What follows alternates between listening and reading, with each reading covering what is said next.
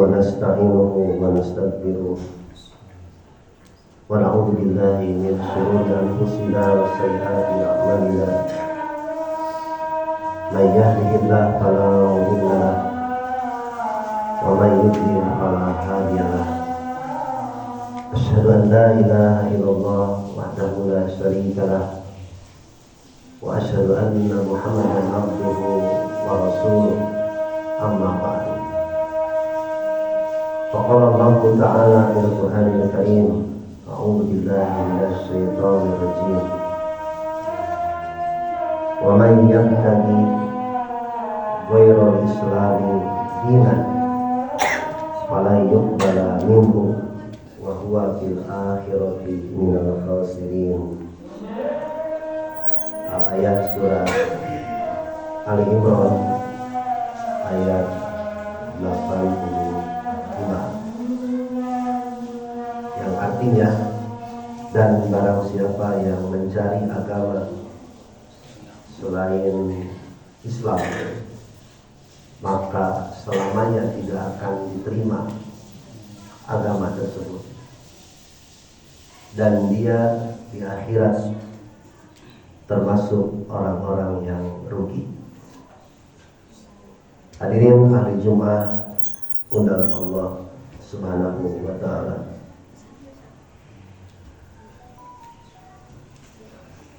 Di antara dakwah ajakan Nabi SAW kepada di luar Islam yang menganut agama selain Islam, Rasulullah SAW pernah mengirim surat melalui sekretarisnya karena Nabi tidak bisa menulis. Isi surat itu ajakan dan dialog komunikasi kepada penguasa Romawi saat itu yang dipimpin oleh Kaisar Heraklius atau yang dikenal dengan Hercules pada sekitar tahun 575-644 Masehi. Pada tahun ke-7 Hijriah 629 Masehi. Isi suratnya adalah Bismillahirrahmanirrahim. Dengan nama Allah yang Maha Pengasih dan Maha Penyayang.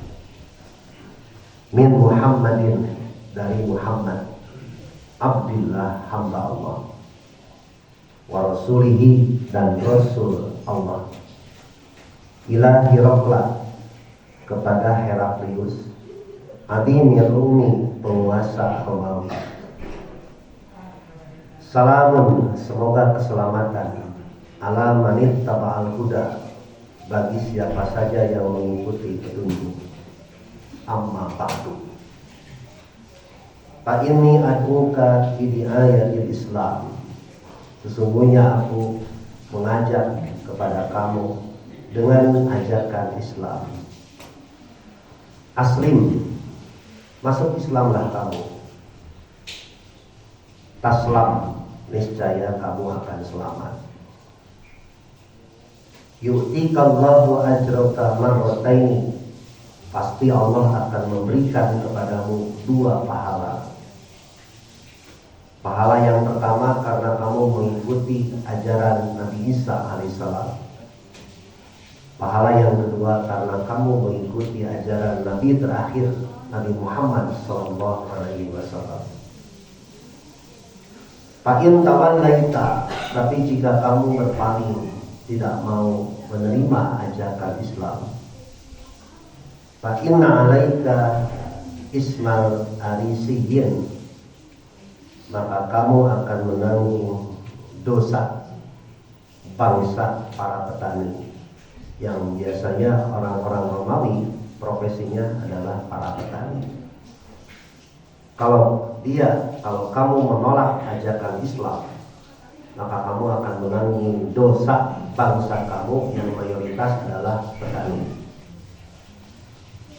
Wa ya ahlal kitab, hai ahli kitab, ta'alau kemarilah, ila kalimatin sawahin, kepada kalimat atau ajaran ketetapan yang tidak ada perselisihan, bainana wa bainakum, antara kami dan di antara kamu, alla ta'budu illallah, yaitu jangan beribadah kecuali hanya kepada Allah, wala tusyrika bihi syai'an, dan jangan menyamakan makhluk apapun di sisi Allah, wala yattakhidha ba'duna ba'dan arbaban min dunillah, dan jangan sekali-kali sebagian kita menjadikan sesembahan selain Allah. Fa in tawallau, jika berpaling, faqulu, maka ucapkanlah oleh kamu, ishhadu bi anna muslimun, saksikanlah oleh kamu bahwa kami adalah orang-orang Islam. Itulah isi surat Nabi Muhammad SAW kepada raja atau penguasa Romawi. Isinya satu, mengajak untuk masuk Islam. Yang kedua, tidak memaksa untuk masuk Islam, hanya menjelaskan. Dan yang ketiga adalah menjelaskan bahwa hanya Islamlah agama yang akan menyelamatkan. Hadirin ahli Jumat, kita disebut Muslim karena ada di dalam Islam.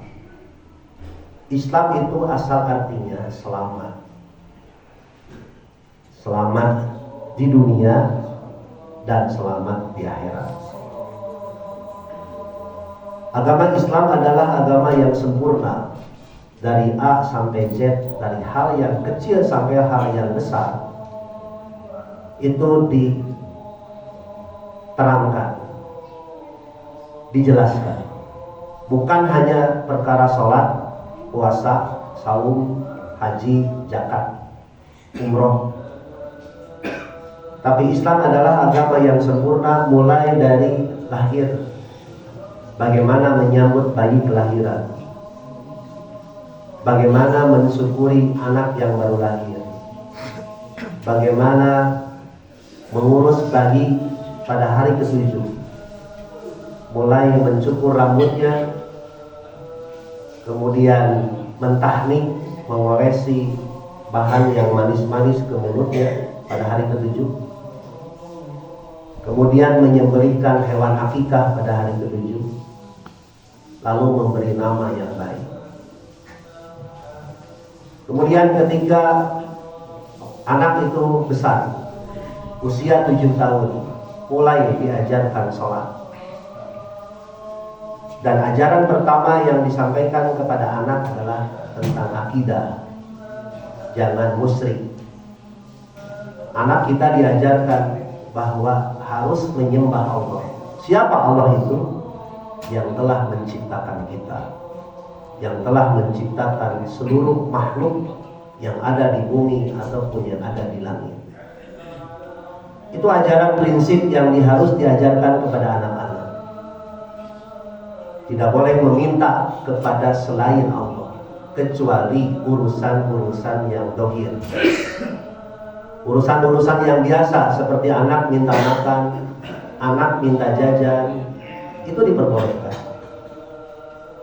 Tapi minta kesehatan, minta keberkahan, minta pertolongan dalam urusan gaib, urusan yang tidak diketahui kecuali hanya Allah, jangan sekali-kali minta kepada manusia, tapi hanya minta kepada Allah. Belum lagi bagaimana cara menghormati orang tua, bagaimana bergaul, bagaimana berumah tangga, bagaimana berdagang, bagaimana bertani, itu diajarkan dalam Islam.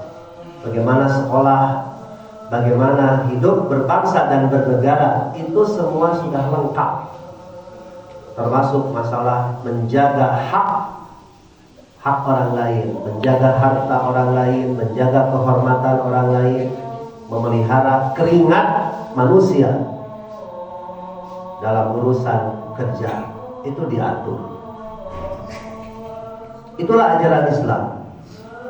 Dan yang terakhir, bagaimana Islam mengajarkan agar kita meninggal dalam keadaan husnul khotimah. Mulai ditalkinkan ketika sedang sakarat.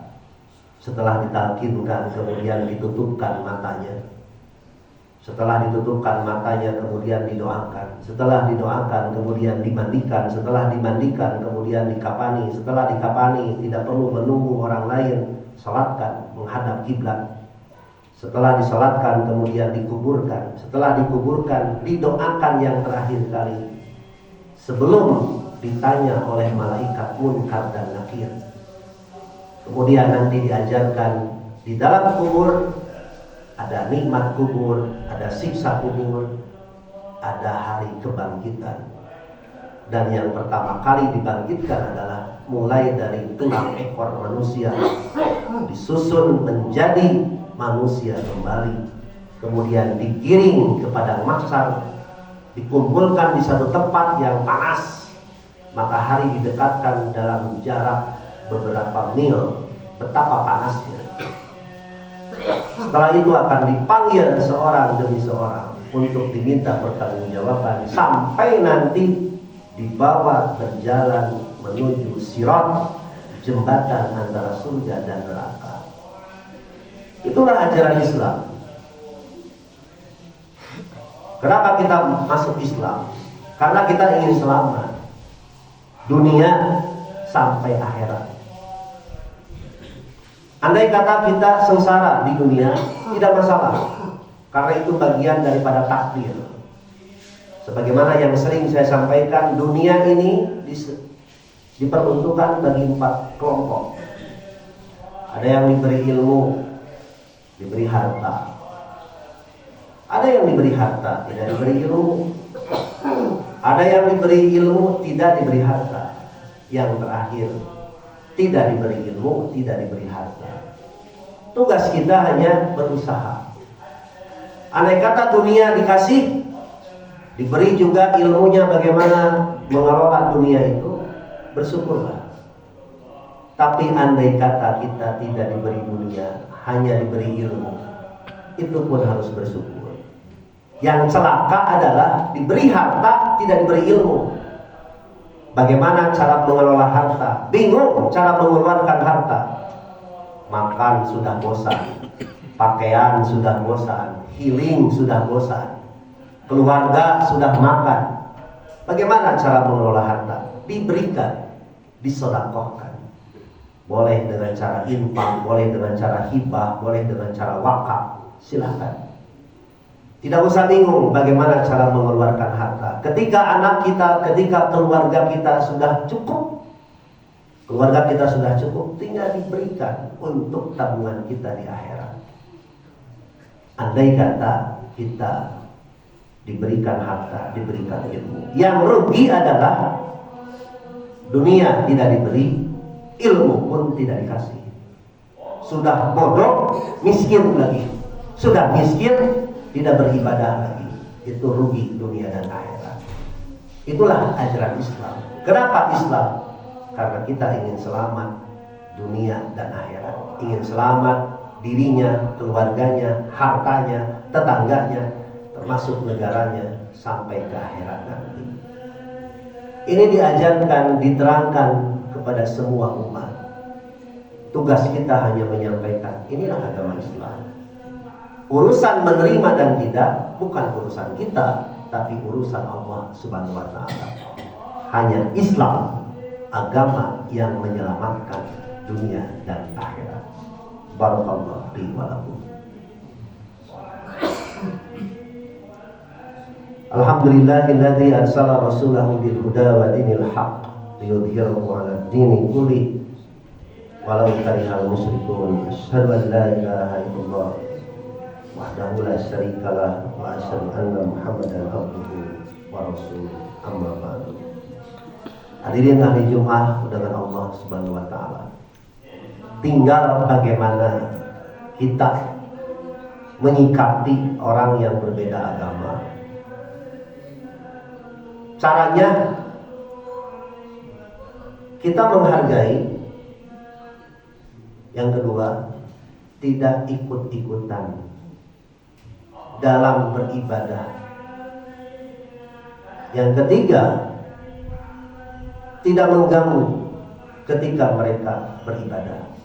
Itulah yang disebut dengan lakum dinukum waliyadin. Lakum dinukum waliyadin artinya agama kita dengan agama mereka beda. Kalau beda, tidak bisa dicampur adukan. Yang disebut dengan pluralisme, yang mengatakan semua agama benar, itu berarti bertentangan dengan Quran, lakum dinukum waliyadin. Kemudian Islam mengajarkan bagaimana kita bermasyarakat dengan orang-orang di luar Islam. Bertetangga, silahkan. Tapi satu, jangan memulai mengucapkan salam. Yang kedua, jangan ikut-ikutan. Biarkan saja mereka. Dan mereka pun tidak mau menerima ucapan selamat daripada umat Islam. Itulah sikap toleransi yang benar di dalam ajaran agama Islam. Bukan mengatakan semua agama itu benar.